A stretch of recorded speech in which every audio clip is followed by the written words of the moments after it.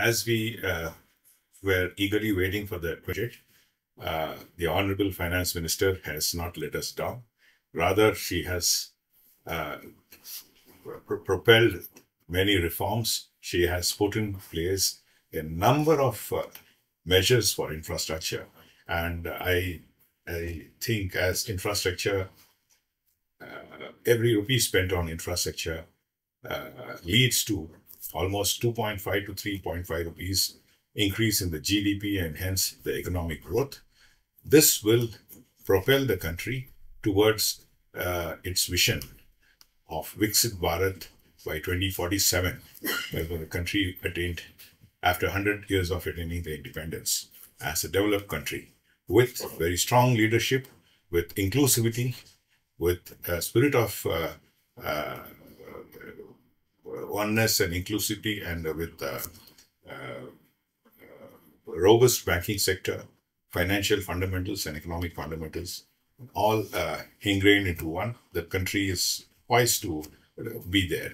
This budget, with its specific focus on infrastructure, particularly the 1 lakh crore urban infra challenge fund, with almost 25% bankable projects, with shipbuilding front, with maritime shipbuilding fund, and with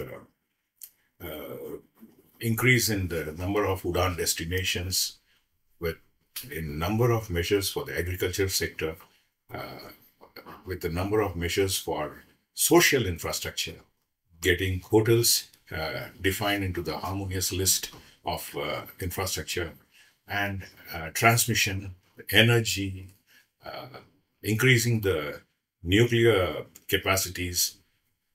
I feel it's very, very laudable, and all of these measures will definitely work towards a stronger India. As we see infrastructure today, this budget has come at an apt time, as the infrastructure has already progressed and has about 40-45% of completed projects, as against no completed projects about a decade or so ago. These assets, the completed assets, the revenue earning assets, are now very keenly focused and looked at by various international investors, and they have become an asset class by themselves, and they are providing a lot of liquidity for the infrastructure environment as such. Besides this, the confidence of the international investors would get better boosted because of the slew of reforms that continues. There's a word that a number of measures have been announced to further strengthen the public-private partnership platforms for boosting private investments in the sector.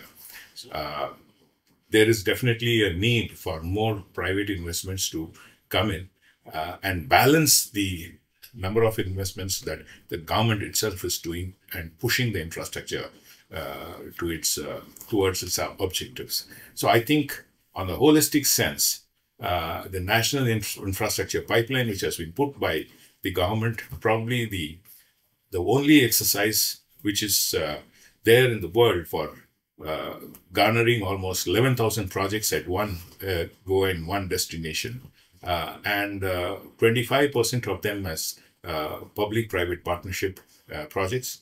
I feel that this is perhaps one of the most unique and one of the largest exercises in the world that India is has put in place, and these will definitely yield the results.